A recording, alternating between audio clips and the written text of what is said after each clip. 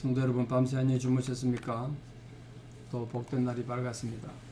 함께 찬양 드리며 하나님께 나가겠습니다. 216장 예전사서 356장입니다. 성자의 귀한 몸 216장 예전사서 356장입니다.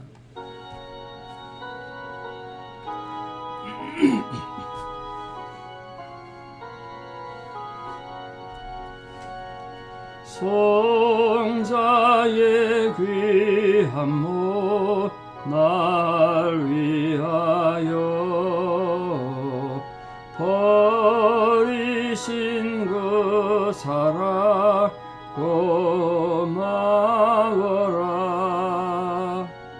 내 머리 숙여서 주님께 비는마 나무 주님께 바치리까. 지금도 날 위해 간구하심 이 어떤 믿음이 없나니. 주님의 참사랑 고맙고 놀라워 찬송과 기도를 쉬지 않네. 주님의 십자가 나도 지고 신실한 믿음과 마음으로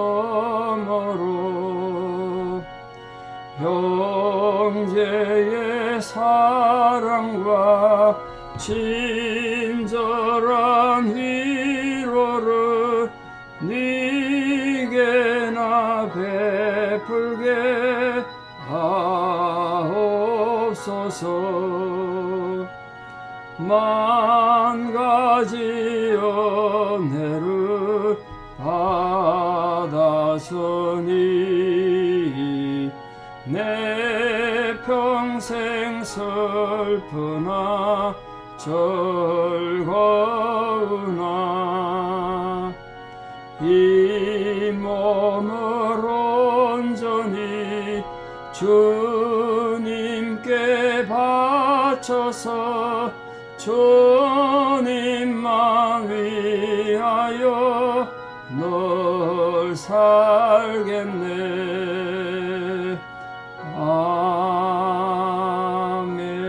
아멘.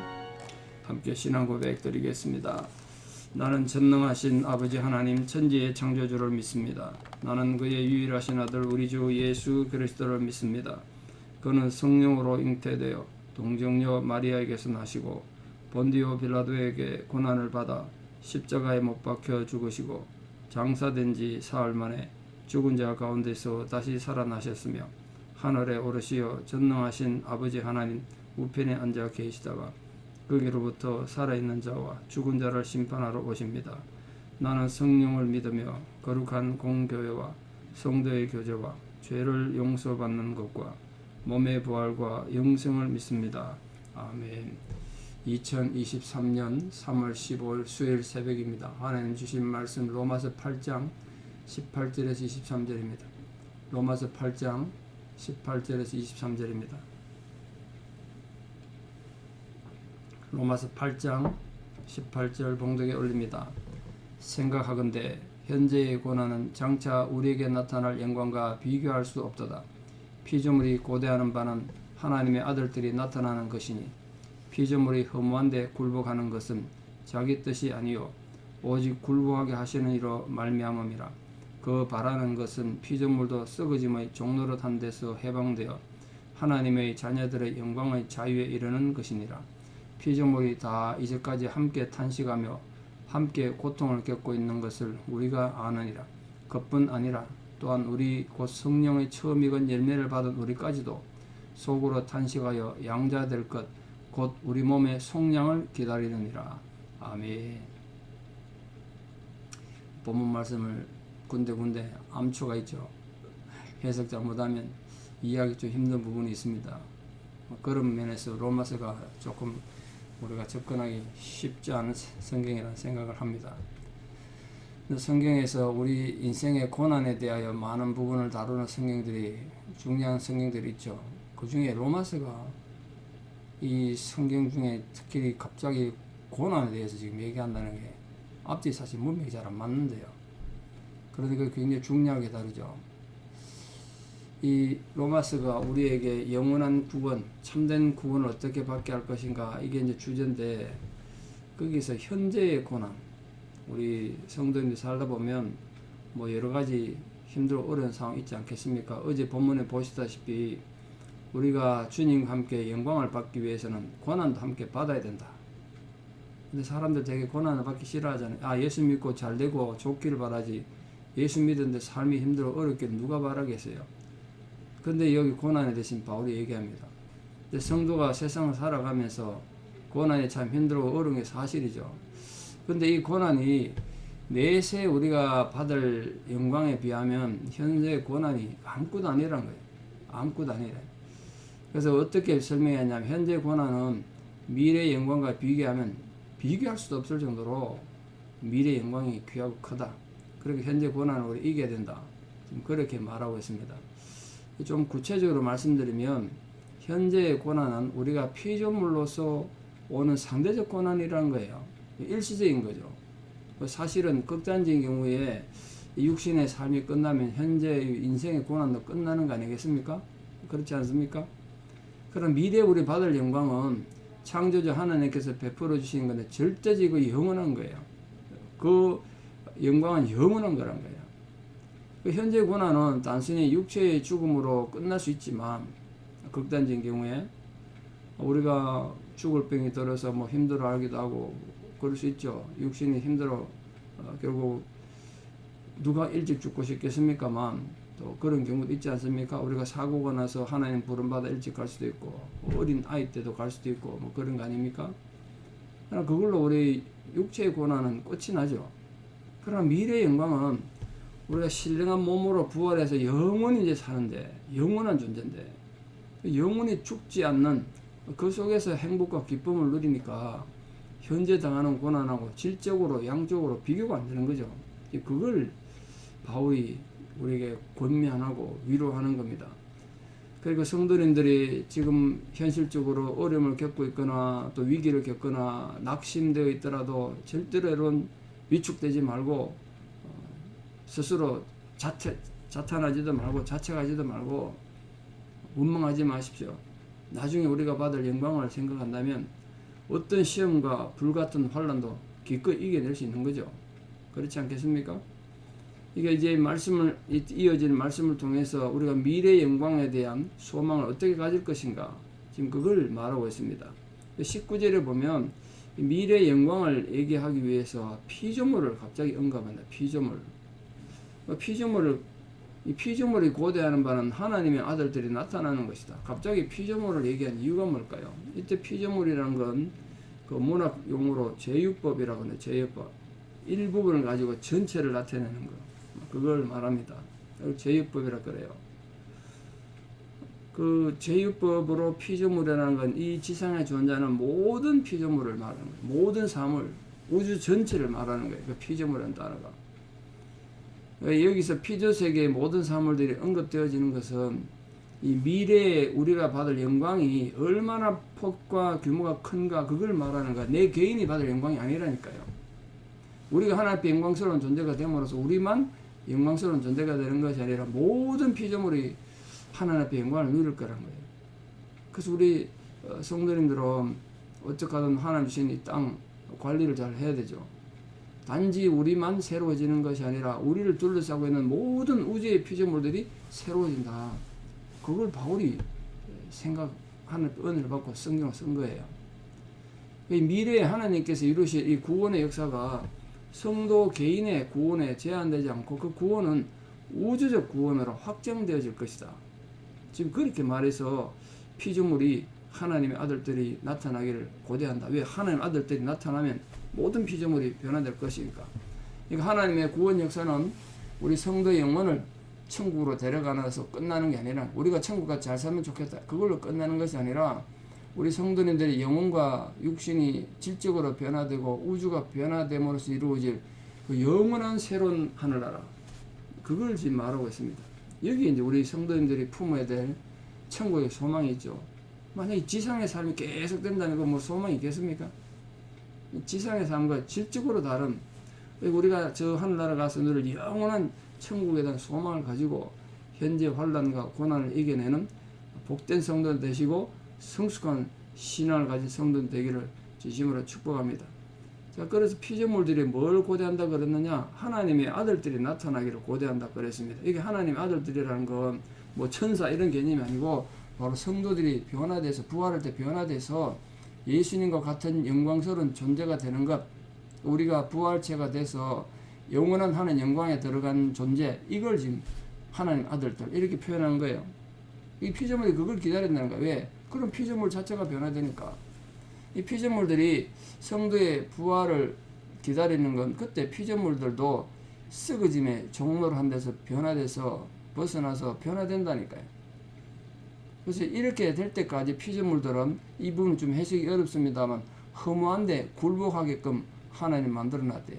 그 허무한데 굴복하는 건 자기 뜻이 아니고 오직 굴복하게 하시는 이로 말미암습니다. 그럼 하나님이 세상이 험하게 살도록 만들어 뒀다는 뜻인가? 이렇게 이해하기 쉽죠. 그런 뜻이 아니고, 피조물은 사실 정말 허무한데 굴복하도록 만들어져 있지 않습니까? 1년 4계절 변화를 보세요. 지금은 봄이고 꽃이 핍니다만 조금 있으면 열매, 가을에 낙엽 지고 겨울에 다 허무하게 지는 거죠. 이게 계속 반복되는 거 아닙니까? 썩고 없어지고 변화되는 거 아닙니까? 인생도 나고 늙고 병들고 죽고 그거 허무한 거 아닙니까? 하나님이 우리를 부활체를 만들고 영원한 하늘나라를 가기 전까지는 이 험한 굴복이 계속되게 만들어 뒀다는 게, 그게 하나님 창조 질서라는 거예요. 이해되십니까?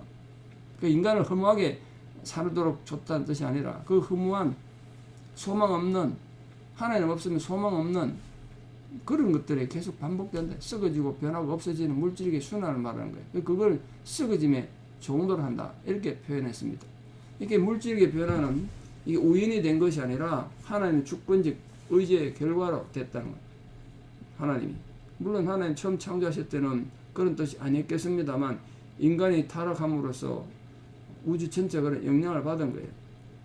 하나님께서 이 전체 우주가 완전한 구원을 받고 구속이 있기 전까지는 이 자연 법칙이 그렇게 되도록 정해놓으신 거예요. 한번 자연을 한번 보세요. 어느 것 하나 썩어짐의 종로를 하지 않는 게 있습니까? 저 하늘에 뜨는 별조차도 어느 때 되면, 때가 되면 사라지는데요. 다 없어지잖아요. 과학자들은 원전 가지고 태양도 없어질 거라고 걱정하던데요. 모든 자연 만물도 이 성도가 부활할 때는 하나님의 자녀들의 영광의 자유에 함께 이룰 거라는 거예요. 지금 우리 때문에. 그래서 여기서 우리가 배워야 될 중요한 진리는, 세상의 모든 피조물들이 성도를 위해 존재한다. 그러니까 우리가 세상에 뭐 이상한 걸 섬기고 우상 숭배하는 건 정말 나쁜 거예요. 그게 우리를 위해 존재하는데, 그러니까 우리가 이 모든 만물에 대해서 항상 주인의식을 가지고 적극적으로 관리하고 다스리는 그런 생활을 해야 됩니다. 자, 거기서 22절, 23절에서 결론적으로 이 성도와 물질적인 피조물을 비교하고 있는데, 성도도, 우리 성도들도 이 피조물과 동일한 것, 같은 것도 있고 본질적으로 다른 것도 있다. 최소한 두 가지 점에서 동일한 건데, 그게 뭐냐? 이 성도들이나 세상의 피조물이나 탄식하며 새로운 시대를 열일히 기다린다. 탄식하면서. 탄식한다는 거, 새로운 시대를 기다린다는 거.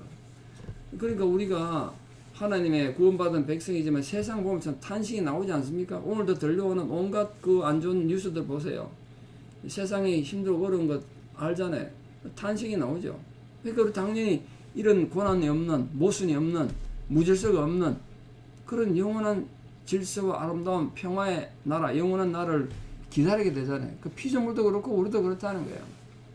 성도와 피조물의 세 번째 요소가 바로 우리 몸의 구속이라는 개념이라면, 그건 좀 같은 개념으로 생각할 수 있죠.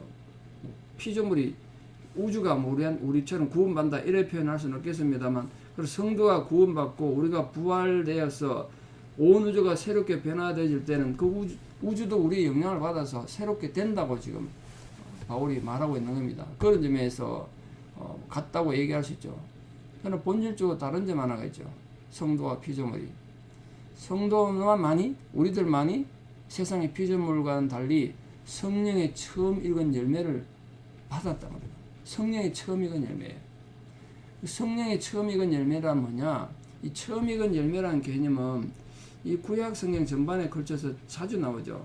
율법에 의하면 이스라엘이라는 백성 자체가 과일이나 곡식이 처음 익은 열매를 하나님 앞에 제물로 드리는 것처럼 그들이 하나님 앞에 바쳐진 존재였다는 거예요. 이스라엘 백성을 통해서 모든 백성들이 하나님 앞에 구원받는 존재가 되도록 하기 위해서 장자로 뽑았다는 거예요. 장자로. 근데 그걸 이해 못했던 거죠. 그러니까 이런 의식을 지킴으로써 모든 소산물이 이 땅에 주어진 모든 것이 하나님으로부터 말미암은 것입니다. 그런 고백으로 우리가 처음 익은 열매를 드리고 소득의 11조를 드리는 거 아닙니까? 근데 그걸 못하면서 우리가 하나님과 관계가 문제가 자꾸 생기는 거죠. 그 모든 소유권의 원천적인 주권은 하나님께 있다. 그걸 인정하는 거예요. 그래서 처음 익은 열매라는 건 이 열매의 소유권을 상징하기 위해서 사용된 거예요. 이게 우리는 하나님의 성령의 처음 익은 열매이기 때문에 우리 주권은 하나님께 있다. 그래서 성령의 처음 익은 열매라는 건 뭔 뜻이냐면 예수 그리스도께서 십자가 구속 사역으로 말미암아 우리 마음 안에 성령의 역사를 이루어 주셨지 않습니까? 주님이 떠나가시면서 우리에게 성령을 주셨지 않습니까? 그래서 우리는 중생한 성도의 영혼이 된 거죠. 그게 이제 성령의 처음 익은 열매죠. 쉽게 말하면 새로운 사람, 새로운 생명, 거듭난 인생, 그걸 말하는 거예요. 그게 우리 성령의 처음 익은 열매예요. 거듭난 성도. 이 성도의 거듭난 영혼, 중생한 영혼은 마지막 날 완전히 변화되어질 신령한 몸이 또 변화되어질 이 물질계, 이게 합쳐서 완전하게 언젠가는 완성되겠죠. 우리가 아직은 완전한 존재가 아니기 때문에 구원받고 새로운 몸이 됐다 그러면서도 실수하고 죄짓는 거 아닙니까? 그러나 이제는 언젠가는 우리가 영원한 하나님 나라에 가면 더 이상 죄짓지 않고 완전한 존재가 되는 그날이 올 거란 말이에요. 그래서 우리가 처음 익은 열매, 성령의 처음 익은 열매. 이게 성도는 어떤 의미에서 세상의 모든 피조물과 구별된 존재죠. 이 부분에서. 그래서 성도는 이제 구별된 존재로서 하나님 앞에 합당한 삶을 살아가야 되는 거야. 이렇게 우리가 하나님 앞에 구원받은 존재로 성령의 처음 익은 열매가 됐으니까. 그러니까 쾌락이나 명예나 탐욕으로 지배되지 말고 교만에 조종당하지 말고 겸손함과 온유함과 순종으로 하나님의 놀란 역사를 기대하면서 영원한 나라를 기대하면서 장차 나타날 영광과 좋게 비교할 수 없는 현재의 고난을 참고 견딤으로써 믿음으로 승리하는 성도가 되는 겁니다. 부디 우리 성도님들 지금 현재적으로 당하고 있는 고난이 있다면 장차 나타날 영광과 좋게 비교할 수 없다는 그 하나님의 약속을 굳게 믿고 오늘도 모든 고난에서 싸워 이기고 믿음으로 승리해서 성령의 처음 익은 아름다운 열매로서의 소명을 감당하는 거룩한 성도들 다 되시기를 진심으로 축원합니다. 기도드리겠습니다.